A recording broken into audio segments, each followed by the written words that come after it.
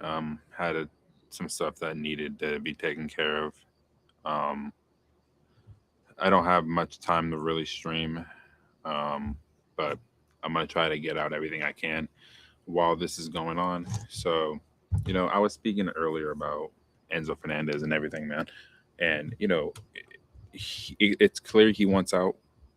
Um, there's no other way to really slice it now. I mean, he's coming out after games and he's talking about now how I actually had it on my Twitter on my phone. He's speaking about how things are going to come up in his career and it's about when you decide to make that move in your career, right? I'm paraphrasing, but that's generally what he's saying. And like this sums it up perfectly. We logged on to see Chelsea fans in meltdown over Enzo and Palmer wanting out. Tears, man. This There's generally 0 point caring at this point. I'd be looking at our best players sideways if they didn't look out for a move. Much easier to detach when you don't like anyone left at the clubs. I mean,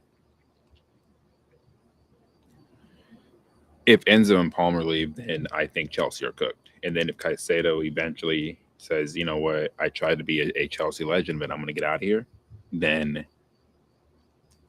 Chelsea would probably be where Tottenham are in the league fighting relegation. Like they're not good enough without those three players, in my opinion. But you sell Enzo, this club isn't going to, in my opinion, use the money in the right way, and we have evidence of this already. So it's just a matter of how bad does he really want to move Enzo Fernandez. Cole Palmer is a bit different. Now, publicly, he may have to make it known that he wants out, but he's labeled one of the untouchables at the club right now. And I'm looking at it like if he's really in untouchable, they said the same thing about Enzo Fernandez, bro. The same exact thing. And we can't continue to gloss over the fact that he's been one of the better players in this run of form that we've been having. And I can't stress it enough that if you sell him, Chelsea will be going sideways with whoever they sign next. Adam Wharton, Elliot Anderson. They need to go get, if you're gonna go sell him, you need to go get somebody else that fits his profile in the advanced areas. I think in defensive midfield, if Lavia can stay fit and Caicedo continues to play that he's been playing since he signed for the club, basically, I think you're fine in defensive midfield. If you're selling Enzo, you need to replace him with somebody of his quality, if not better. Otherwise, why sell him? Even if he wants to move out, you have him under contract. So realistically, unless he wants to take hits on his contract and fines and all that, he'll probably be a Chelsea player next season if Real Madrid don't come in. And if they do come in and Chelsea say, no, you're not going anywhere, right? But in a world where these owners are going to sell a player for over 100 million, Enzo's gone. Real Madrid, they come in with an offer of 110 million. They're going to get their guy. And they're probably going to go get Rodri too. And then you'll see a midfield of Rodri, Valverde, and Enzo Fernandez next season at the Bernabeu. That's just how I see it. If all this comes to fruition, right? But is it going to come to that point? We'll see how bad he really wants to play for the club. I mean, if he really wants out, and he's basically made it publicly clear he wants out, then at least go out with Chelsea where you're playing to the best of your ability. Otherwise, don't even show up, bro. And I love Enzo Fernandez. He's one of my favorite players at the club for a reason. He's a leader, and he shows up more often than not. Even though people want to say that he doesn't, I disagree with that. Via like wholeheartedly, I disagree with that, man.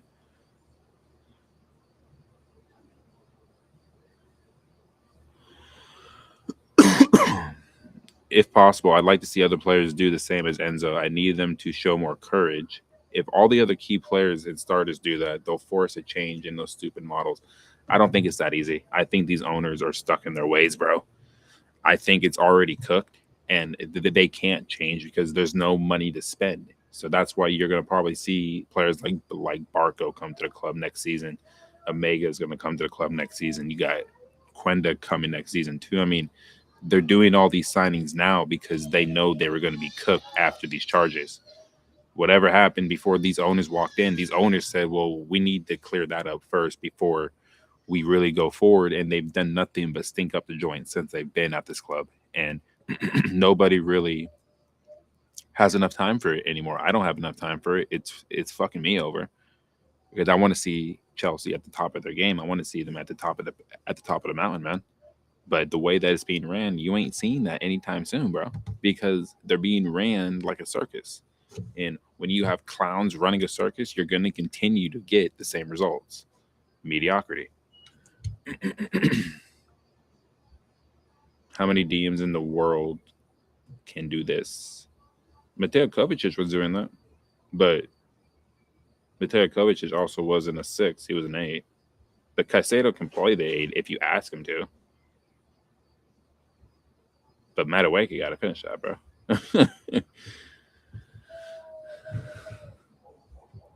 Ben Davies. Only Tottenham will be capable of getting Igor Tudor messed that up and then make it even worse.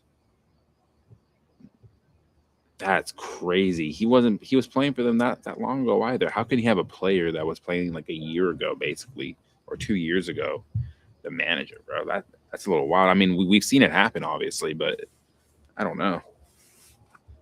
That'd be wild, bro.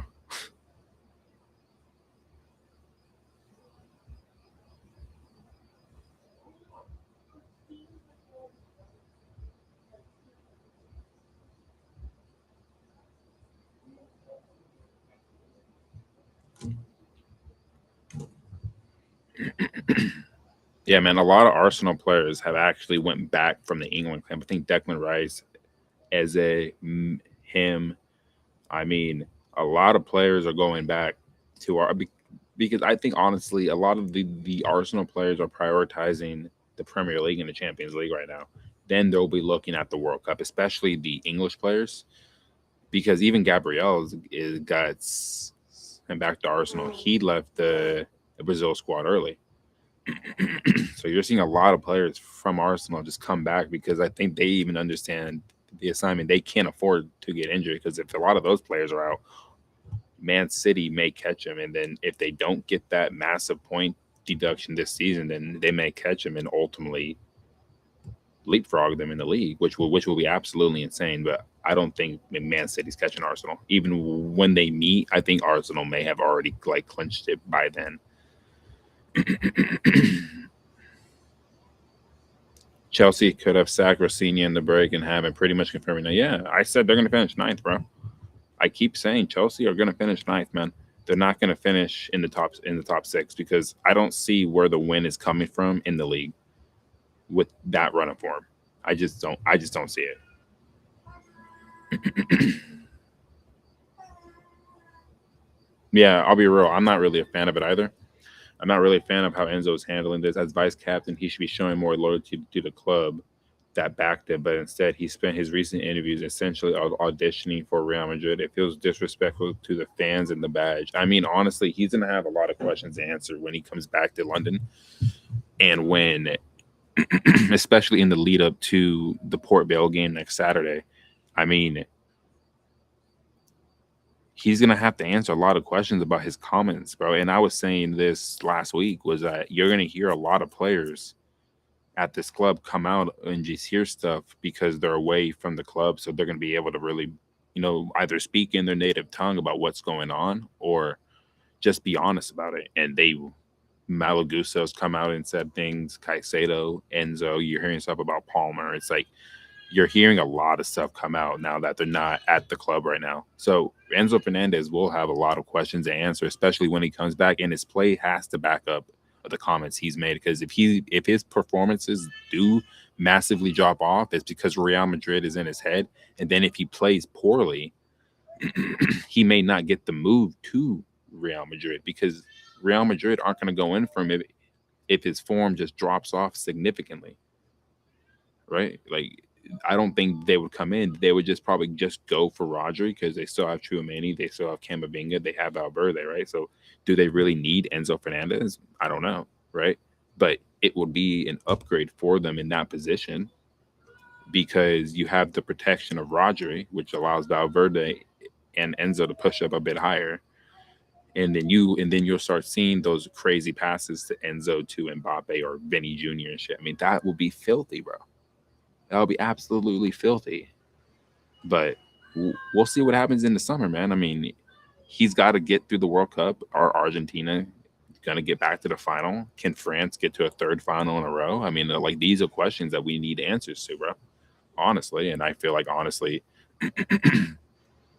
France have more of a chance to get to a third straight final than Argentina probably winning the World Cup again.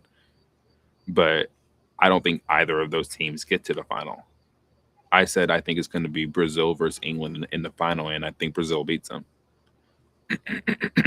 I think Carlo Ancelotti will outmanage Thomas Tuchel in that game. That's one of the few managers I would say that not tactically, I would just pick Carlo Ancelotti over Thomas Tuchel.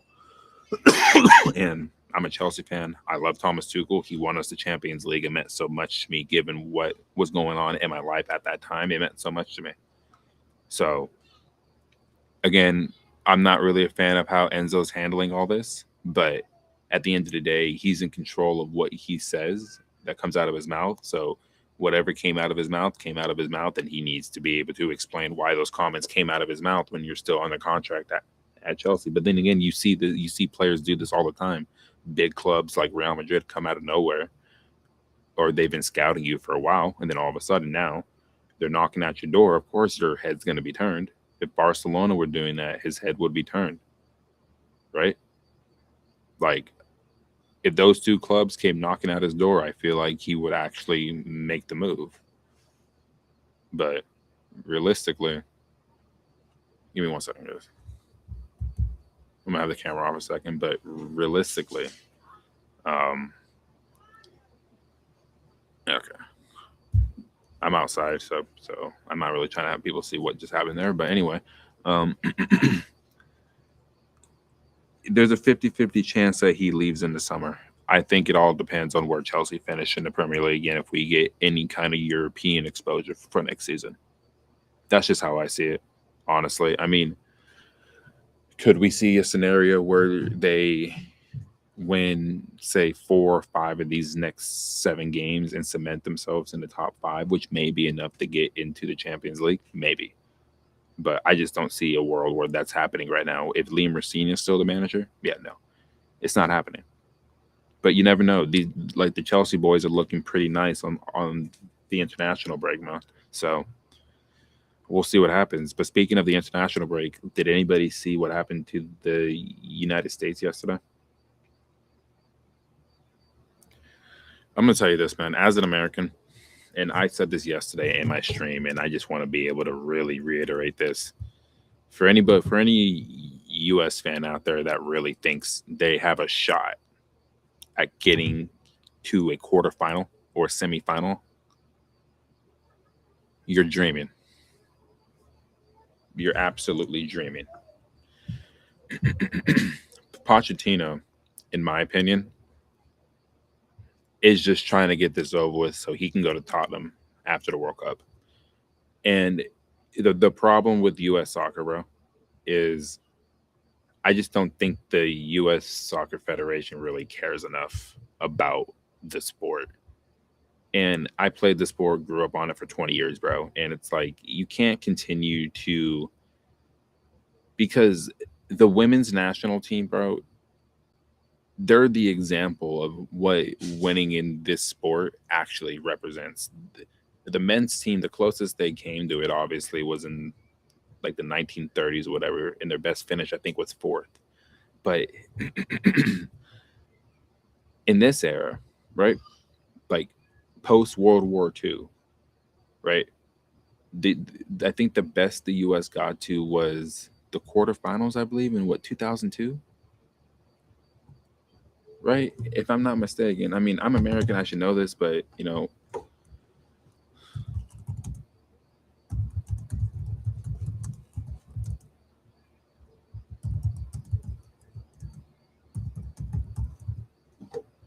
let's see here.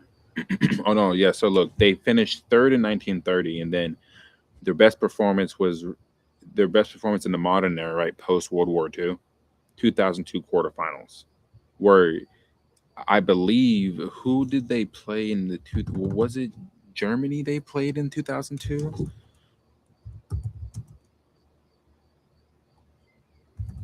Because that was the same tournament that the Koreans were being accused of match fixing, bro. Right? Because it was in Korea and Japan. Yeah, it was in Korea and Japan. And the quarterfinals were Brazil, Germany, South Korea, and Turkey. And they overcame England, USA, Spain, and Senegal. Right?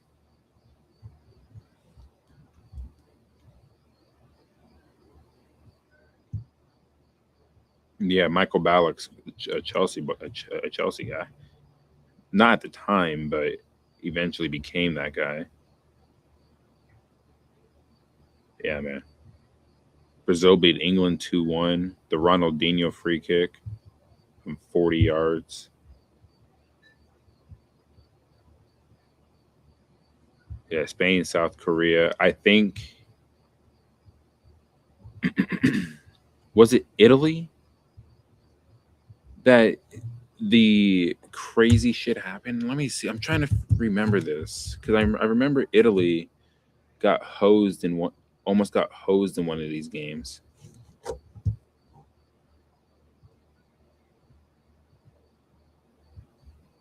Because the final was Germany versus Brazil. Was it South Korea versus Italy, bro?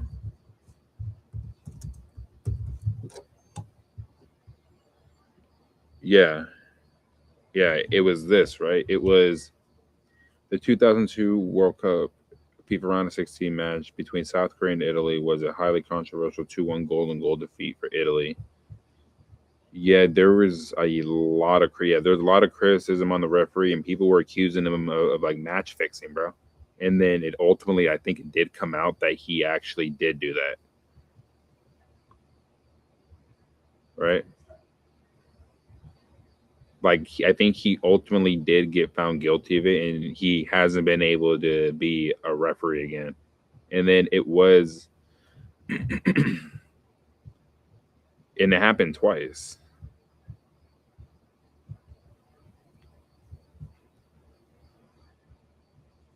Yeah, bro. That that World Cup was actually insane. When you really take a look at it, bro, it was actually pretty fucking insane. Give me 1 second, guys.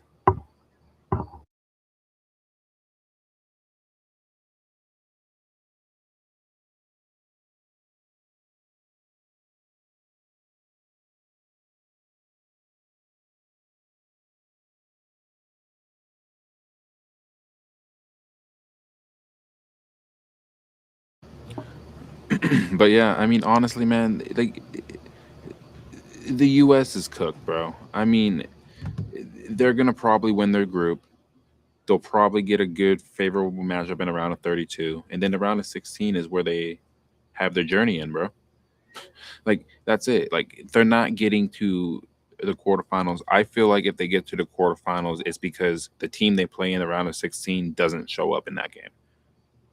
This the US the US national team doesn't have the quality that other countries are privileged with because we have a multitude of other sports that kids out here would rather get into. But the sport is growing out here in the States. The problem is I don't think enough people care to really keep their kids in it or really care to continue to try to play it. So you never know, man. I mean, I would love to see like the United States do well in the World Cup, but I don't have any expectations. Why? Because honestly, bro, I just don't care, right? And being an American, it's like I don't really care for the U.S. national team because what is there to really expect out of it? I expect more out of the U.S. women's national team than I do the men's national team, and that's a compliment to the U.S. women's national team because they're exceptional. They have a standard. They've won the World Cups. The U.S. men's national team will probably never sniff that. Their best chance was in 1930. Now you ain't seen that shit no time soon. They can't get the manager right. They're getting torn up by Belgium C team, bro. That shows you how far away they really are from competing with the top European teams and the top South American teams, the top Asian teams, bro. I always see the U.S. national team ranked in like the top 15. In what world are they top 15 in the world, bro? Honestly, like in what world? You're tripping if you think the U.S. national team is a top 15 team in the world. So I'm gonna hold it there on that because the men's national team is just a frustrating prospect, bro. It really is.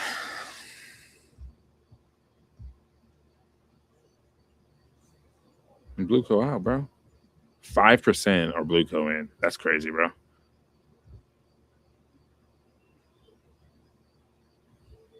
I mean, unfortunately, you can't not play him.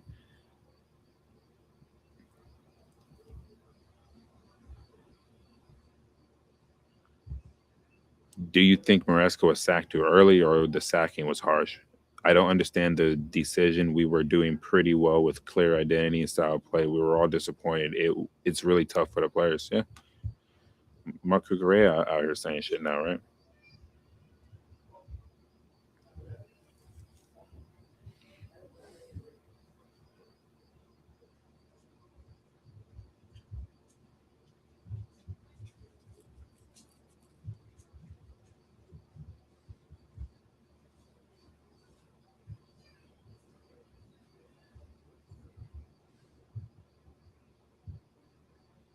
I mean,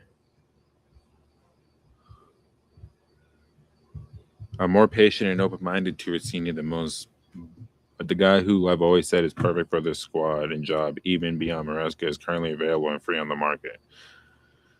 I guess that's an interesting conversation to have. Is Roberto De Zerbi an option that Chelsea would turn to? I know there's Egbali's like a long term admirer of him, but his profile, he's honestly a loose cannon. I mean, I wouldn't go near him because these owners will then say, "Oh, well, now you're starting to talk about how you want to run things here." Then he'll be out, and then we'll be in the same problem. So I don't know. Going after him, these owners just need to sell, bro. And then you get somebody in here that knows football and can get an elite manager in here because this club just needs a manager that can steer the ship in the right direction and have control over the footballing part. Let the owners handle the business part of it, but even in that part, you're failing in the business part of it too. So no, yeah, you need to get the fuck out. Real deal, bro. Like you got to get the fuck out of here, right? Like these owners are just ruining this club left and right, left and right, left and right, man. And it's like there's no end in sight until we get to this protest on the 18th. And then if the protest happens, or when it happens, and there's some movement with the owners saying, "Oh well, you know, the money's starting to not come in. It's not flowing the same way anymore. It's never been flowing. You wasted it all on a lot of shit that we didn't need at the club. You sack Thomas Tuchel because he speaks out about what's going on. He wanted certain players. He got some players, but then you lose 3-0 to Leeds and you lose to Zagreb in the Champions League. And that was only the beginning of the demise of the 22-23 season. Yeah, we had a cool stretch when Graham Potter came in, but every manager has a good start. Liam Rossini had a good start. Now look at us in the dumps. And we're in sixth. You don't think Tottenham would love to be in sixth right now on our point total? It's a damn shame. It is a damn shame, bro. So I spoke about this earlier in my earlier stream, bro, and I wanted to touch more on it. Could he leave in the summertime, bro? I don't think he leaves in this summer. I think it's next summer is when the waters are going to be tested with Chelsea and Cole Palmer. I don't think they'll sell him. I think they sell Enzo in the summer just because he's already talking about how he wants to live in Madrid. That's already a sign in on itself. Palmer is different. I feel like he would stay for one more season. And if we are not ambitious next season and try to challenge for the league and get top four, win some silverware, he's going to look to leave. And I think a few clubs could be interested. You're talking about Bayern Munich, like it says here, even though you don't really trust the source entirely, but Bayern Munich is always going to be a possibility for somebody like him, especially playing in Germany where there's more space allotted to you. Yeah, he would rip it up out there. Look what Harry Kane is doing. Look what Olise is doing right now. Right? Like, look what Luis Diaz is doing. You feel me? So it's like there's a lot of players that come from the Premier League, go up to the Bundesliga. Jadon Sancho looks a lot better out there, right? Christian Pulisic looked better out there in the Bundesliga, bro. But he looks insane in Serie A because there's more space available for him in the Premier League. They're on you, just like that. You don't get a lot of space. This is why you're seeing wingers get fouled so much more because there's no space being allowed. Because you can't allow a winger to get by you because then they cause damage. At least one winger of ours does, but every other winger I see in the Premier League could cause some type of damage and actually cause chaos. We ain't rocking like that. So, but for Palmer's sake, bro, the prospect of him leaving would actually ruin the entire project. And are we for losing our best player? Or are we for getting these owners out? I feel like getting the owners out is the most important, and you still find a way to keep him because he's under contract till 2033. So you would have to have a mega money bid at 170 million for a guy that's on the contract for 7 more years. Seems about right. But he's considered untouchable. Enzo Fernandez was also considered untouchable at a point. Now he's not. Anything over 100 million. I'm saying 110, bro. We'll get the job done. And he'll be playing at the Bernabeu, not at Stamford Bridge next season. But we'll see what happens. He has to continue to actually be playing well because you're not getting Real Madrid's attention if you're playing like shit. Like, you're just not. So Enzo is playing well in this stretch. He's had moments where he's looked terrible, but I'm not going to criticize him in the terrible moments when he's generally playing pretty well in these games. but I mean, Palmer leaving would be insane this summer. I think it would be next summer. Bayern Munich, Manchester United. If Man United were to come in this summer, I think he would probably be tempted to move.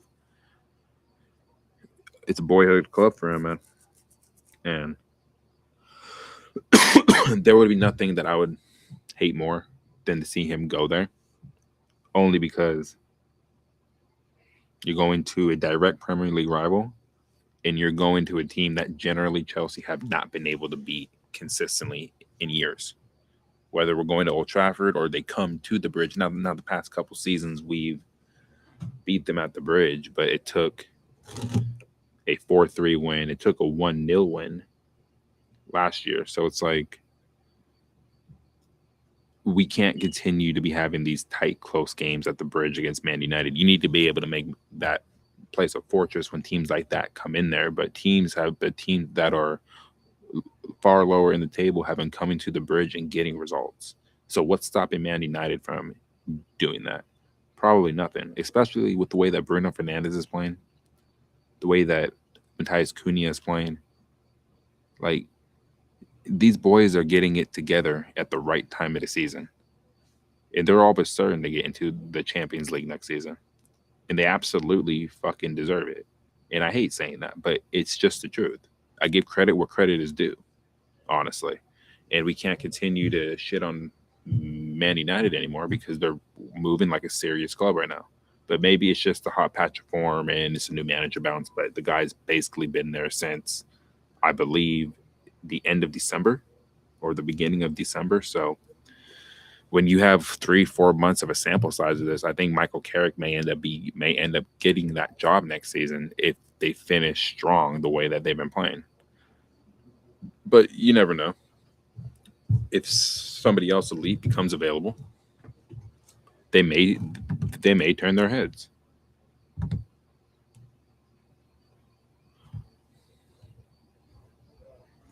Yeah, like they may turn their heads. I mean, players are already turning their heads right now, bro. They're already doing that shit, man.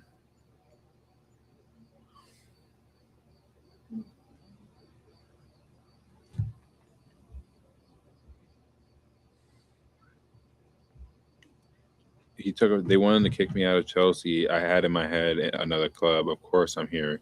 You get it. I mean, that goal was crazy, bro. But you did that when you played for Benfica too, and you came to us 48 hours later. So pointing at the badge, and we saw like Lukaku do the same thing, right? What did he end up doing that same season? Having that infamous interview, basically shredding everybody. And now he's probably one of the like most hated players to ever come through the club. I believe it would be incredibly unfair if we labeled Enzo and Enzo and Lukaku in the same category when it came to how they decided to leave the club, right?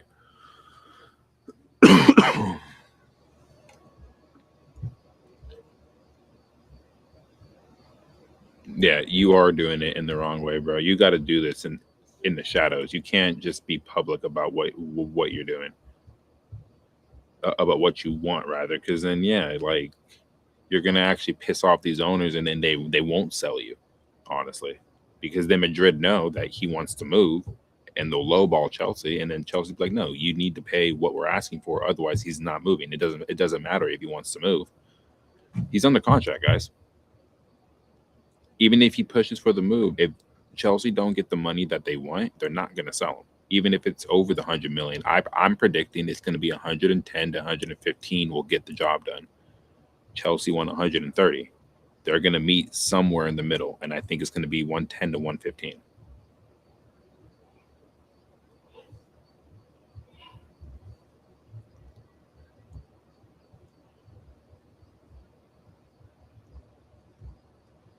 Yeah, man, like there's a lot of shit on this guy, bro. And like honestly, he's doing it to himself, and unfortunately, he's going to figure it out real quick that he is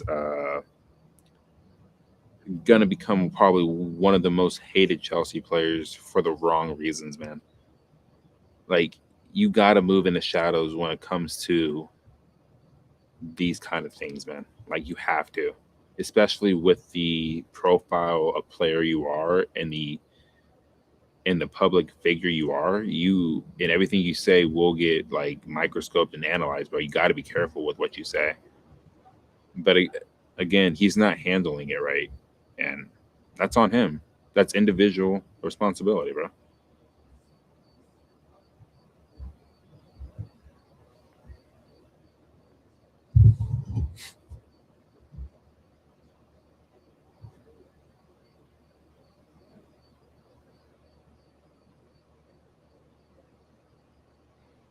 I'll be right back, guys. I need to go tuck my real quick.